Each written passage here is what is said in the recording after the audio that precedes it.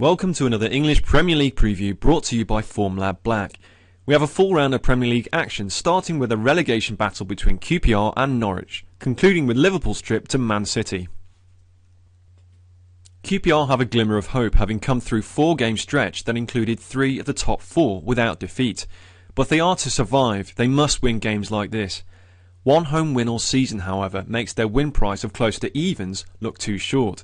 7 of their last 11 games under a Harry Redknapp have had fewer than 3 goals, while Norwich have scored more than once in just 1 of the last 12 away games, with 6 of the last 7 trips to bottom half teams having fewer than 3 goals.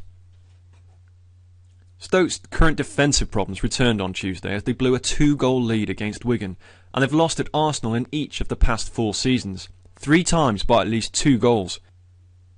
Arsenal have won only 5 of their 9 home games against middle third teams since the start of last season, but 3 of those wins were by at least 3 goals, and they've won by 3 or more in 4 of the last 11 home games. What's more, only QPR have a worse away record than Stoke for the last 20 road games.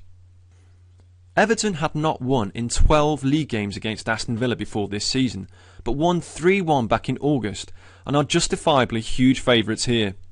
They've won 13 of the last 20 home games, including all 3 against bottom 6 teams this season. Villa, meanwhile, have slipped into the relegation zone, and since the start of the season they've lost 7 of 11 trips to teams placed 2nd to 8th, with 6 defeats by at least 2 goals. On current form, Everton should cover the handicap here, but the last 4 home wins have all been 2-1, so it might be worth some cover on the correct score. Newcastle got back to winning ways in midweek and look stronger with their recent acquisitions. However, both teams have an element of inconsistency about them at the moment, and the goals market looks a safer bet. 6 of Newcastle's 7 home games against top 6 teams since the start of last season have had at least 3 goals, as have 9 of the last 11 games. In addition, 8 of Chelsea's last 10 matches have had at least 3 goals. Reading have 7 points from the last 3 games, despite trailing at half-time in all 3, and they've conceded first in half their home games this season. Sunderland have been in good form since beating Reading 3-0 in December.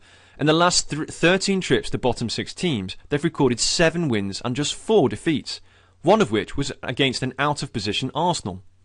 They've also scored first in 4 of the last 6 trips to promoted teams, with 3 wins. 3 of Swansea's last 4 away games have finished goalless, and with just 1 defeat in the last 8 road games, the home win looks poor value. However, the Hammers are unbeaten at home following a defeat with 5 wins in 7 games. The draw offers some value here, with West Ham having drawn 4 of the last 10 home games, and Swansea finishing all square in 8 of the last 15 matches. Wigan have won only 2 home games this season, but they were against the other 2 promoted teams. However, Southampton have made a promising start under Pochettino, and the match outcome market is probably best avoided.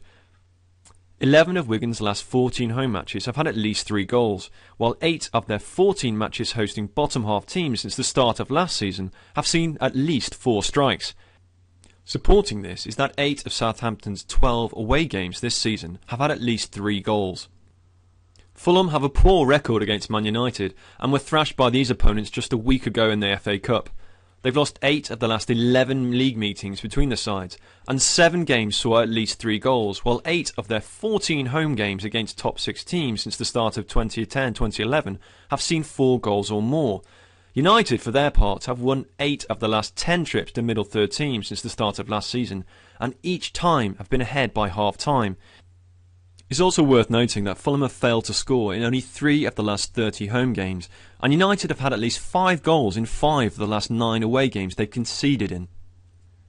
7 defeats in the last 11 games suggest West Brom might continue to fall back during the rest of the season, having essentially guaranteed their safety with their superb start. 6 of the last 7 matches have had at least 3 goals, as have 7 of the last 10 home games against top half teams. Spurs have had at least 3 goals in 20 of 31 away games since the start of last season, including 10 of 12 under AVB. Man City failed to beat QPR in midweek, and they've won just half their last 8 home games against top half teams, having been unstoppable at home last season. These teams have drawn 6 of their 11 meetings since 2007-08, so this looks to be some value here. Liverpool's last 5 away matches have all seen at least 3 goals, but with this City possessing the league's meanest defence and Yaya Toure still unavailable, we'll leave this game alone. So that's 8 recommendations this weekend, and for even more, try out Formula Black with analysis from over 40 leagues.